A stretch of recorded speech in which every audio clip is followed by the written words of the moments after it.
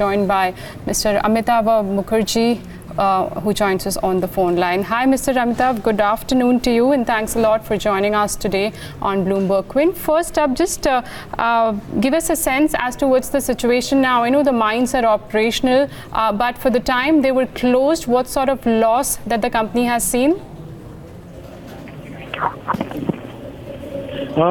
The mines were closed for 6 days. Okay. One of the mines was closed for 6 days. That is, the Kirandul Mine was closed for 6 days, of which one was a holiday. Wednesday is a holiday there. And Bacheli was closed for 1 day, which was a holiday, so there was no production loss there. So the net production loss at Kirandul was for 5 days. This part of the year, we normally do around 30,000 tons per day. So for 5 days, we would have lost a production of 1.5 lakh tons. But in this context, I'd like to tell you that in the first 2 months of Q1, we have actually done around 1.5 million tons more than we did last year. So we were already plus 15 lakh tons at that point of time. So these interruptions would not affect our overall outlook either for Q1 or for FY20. So those remains, because in the mining industry there are a lot of disruptions because of monsoons, because of evacuation facilities being damaged sometimes, like railways or pipeline. So the overall outlook for the year or the quarter does not change. You said the production loss was about 1.5 lakh tons. So what would be in value terms if we look at the price hovering around 3,000? The rate of realization at Kirandul is around 3,000 rupees a ton on an average. So that would be around 45 crores of top line. Okay, so that's an impact of 5 days, roughly about 45 crores. Okay, but have you reached some sort of understanding with the tribals? Is the situation now completely fine, or one can expect more mishaps of these sorts in the future? No, these are the things that we cannot comment on, because that agitation was for deposit 13, which is under the NCL or NMDC CMDC Limited. And I cannot speak on behalf of that company because I'm not a functional director there. I'm just there as a nominee director.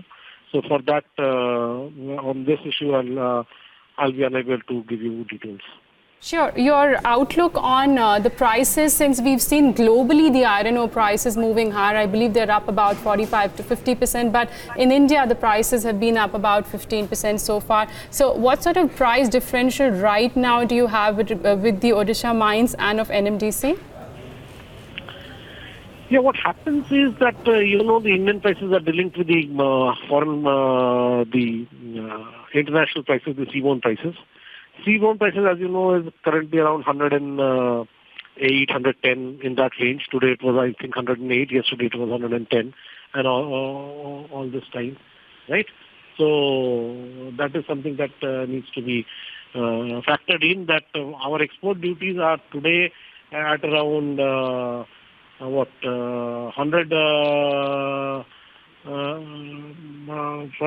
30%.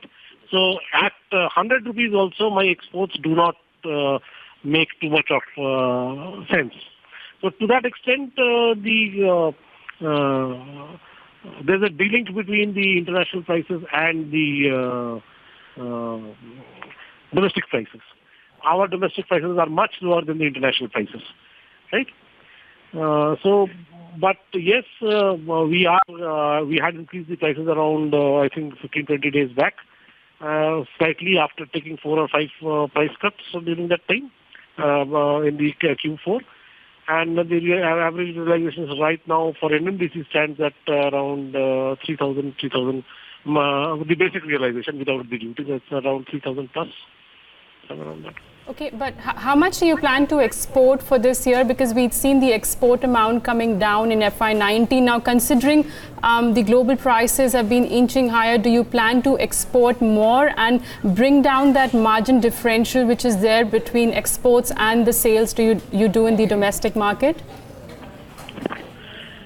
Now, what happens is that our export is based on an intergovernmental agreement with Japan and Korea. We only export to these two countries. And the quota for us is around 3 million tons. So we do somewhere between 2.6, 2.7, 2.8, depending on the needs of the Japanese and the Koreans that way. And this is based on a concessional export duty only for us, which is around 10%. And this does not attract 30% normal duty, because at 30% even this does not, it's not viable at even $108. Last year, what the problem was that we did not have export contract for the first 7 months. So that is why the last year the exports were much less.